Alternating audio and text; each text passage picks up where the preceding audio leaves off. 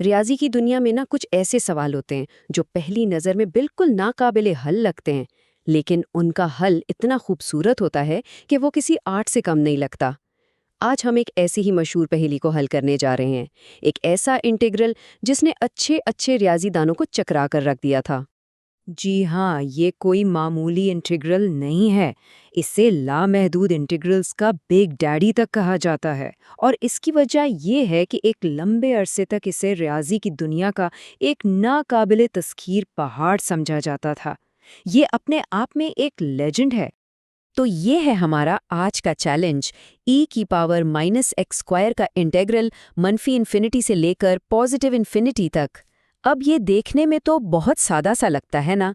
ये फॉर्मूला आपको statistics, physics, engineering हर जगह मिलेगा। लेकिन इसकी सादगी एक धोखा है, क्योंकि इसे हल करना नाकाबिले यकीन हद तक मुश्किल है। तो ये फॉर्मूला आखिर हमें दिखाता क्या है? ये बनाता है वो मशहूर ज़माना बेल कर्व, यानी घंटी की शक्ल का ग्राफ। इसे गाउसियन कर्व भी कहते हैं। ये वो शक्ल है जो हमें कुदरत में तकरीबन हर जगह नज़र आती है, लोगों के कद की तकसीम से लेकर इम्तिहान के नंबरों तक। तो हमारा बुनियादी सवाल ये है कि इस पूरी बेल के नीचे का जो कुल एरिया यानी रकबा है, वो आखिर है कितना? और ये सवाल इसलिए भी दिलचस्प है क्योंकि इस कर्व के दोनों सिरे इन्फिनिटी तक जाते हैं। ये महवर के करीब तो आते जाते हैं, लेकिन इसे कभी छूते नहीं। तो क्या ऐसी शक्ल का रकबा महदूद हो भी सकता है? आइए अब इस राज से पर्दा उठाते हैं कि आखिर इस रुकबे को ढूंढना इतना मुश्किल क्यों माना जाता है। इसकी वजह हमारे रिवायती तरीकों के फेल हो जाने में छुपी है। ये वाकई एक हैरत की बात है। ये फॉर्मूला इतना अहम, लेकिन इसे हल करने का कोई सीधा सादा तरीका ही नहीं। मसला इसके एंटी डेरिवेटिव में है। देखें, आमतौर पर जब हम कोई इंटीग्रल हल करते हैं तो हम एक ऐसा फंक्शन ढूंढते हैं जिसका डेरिवेटिव लेने से हमारा असल फंक्शन वापस मिल जाए। इसे रिवर्स इंजीनियरिंग की तरह समझ लें। और बस यहीं आकर हम एक दीवार से टकरा जाते हैं। e⁻⁻x² के लिए कोई भी सादा फंक्शन ऐसा है ही नहीं जिसका डेरिवेटिव ये हो। मतलब हमारे जो रिवायती औजार हैं वो यहाँ बिल्कुल नाकाम हो जाते हैं। और इसीलिए हमें कुछ बिल्कुल नया, बहुत ही होशियार और गैर मुतवक्का सोचने की ज़रूरत है। यहाँ से कहानी में एक ज़बरदस्त ट्विस्ट आता है। इस मसले को हल करने के लिए जो पहला कदम उठाया जाता है वो शायद किसी के वहमो गुमान में भी ना हो। सबसे पहले हम अपने इंटीग्रल को एक नाम देते हैं, आई। अब हैरानकुन तौर पर हम आई को हल करने के बजाय i² को हल करने की कोशिश करते हैं। ये बहुत अजीब लगता है ना? कि हम मसले को आसान करने के बजाय मजीद मुश्किल क्यों बना रहे हैं?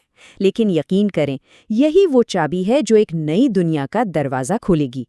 हम आई को खुद से ज़रब देते हैं, लेकिन एक में वेरिएबल x और दूसरे में y इस्तेमाल करके इन्हें एक डबल इंटीग्रल में जोड़ देते हैं। इस चाल का नतीजा ये है कि अब हम सिर्फ एक 1D कर्व के नीचे का एरिया नहीं देख रहे, हमने मसले को एक नई डायमेंशन में उठा दिया है। अब हम एक पूरी 3D पहाड़ी के नीचे का हजम यानी वॉल्यूम मालूम कर रहे हैं, जो पूरे दो जहती यानी 2D प्लेन पर फैली हुई है। और अब आता है इस हल का सबसे शानदार लम्हा, एक ऐसा आहा मोमेंट जहां हम अपने देखने का पूरा जाविया ही बदल देते हैं। अभी हम x और y कोऑर्डिनेट्स इस्तेमाल कर रहे हैं जो एक चौकोर ग्रिड की तरह काम करते हैं। लेकिन क्या हो अगर हम इसे एक मकड़ी के जाल या डार्ट बोर्ड की तरह देखें? यहाँ हर नुक्ते को उसके मरकज से फासले यानी r और एक जाविये यानी थीटा से पहचाना जाता है। इसे कहते हैं पोलर कोऑर्डिनेट्स। ये स्लाइड एक सिस्टम से दूसरे में जाने के लिए समझे एक एक्सचेंज रेट की तरह है। और यही जादू होता है। वो जो पेचीदा हिस्सा था ना x² + y², वो पोलर कोऑर्डिनेट्स में बहुत ही खूबसूरती से सिर्फ r² बन जाता है। ये एक बहुत बड़ी कामयाबी है। लेकिन सबसे अहम तब्दीली यहाँ होती है।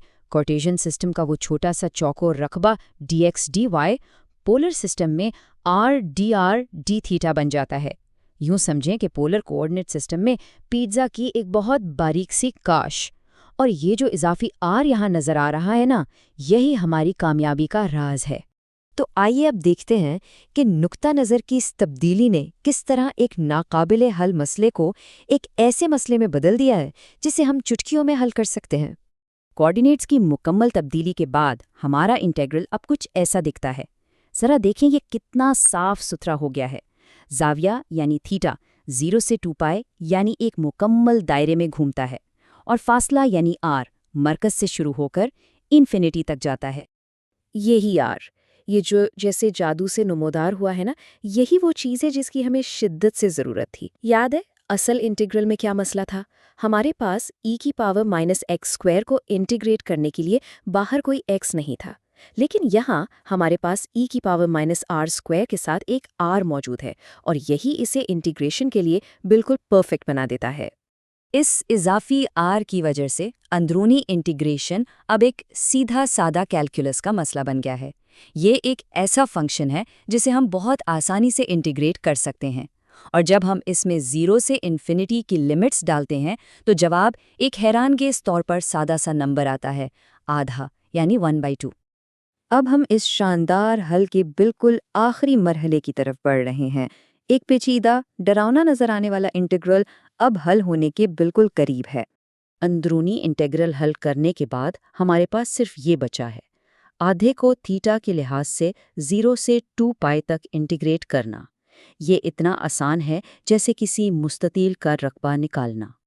और जब हम ये आखिरी सादा सी इंटीग्रेशन करते हैं तो हमें i² का जवाब मिलता है, और वो है पाई। ज़रा सोचिए तो, वही मशहूर ज़माना नंबर जो दायरों में पाया जाता है, वो एक बेल कर्व के नीचे के रकबे में भी छुपा हुआ था। यही तो है रियाजी की खूबसूरती। लेकिन याद रहे, ये i² का जवाब था। हमें तो अपने असल इंटेग्रल यानी i का जवाब चाहिए। तो हम दोनों तरफ स्क्वायर रूट लेते हैं और हमारा हतमी जवाब सामने आता है पाई का स्क्वायर रूट। इस बेल कर्व के नीचे का कुल रकबा बिल्कुल ठीक रूट पाई के बराबर है। ये हल हमें सिर्फ एक रियाजियाती जवाब नहीं देता, बल्कि एक बहुत गहरा सबक भी सिखाता है। ये हमें सोचने पर मजबूर करता है कि और कितने ही खूबसूरत हल हमारी नज़रों से ओझल हैं, जो बस एक नए जाविये से देखने के मुंतज़िर हैं।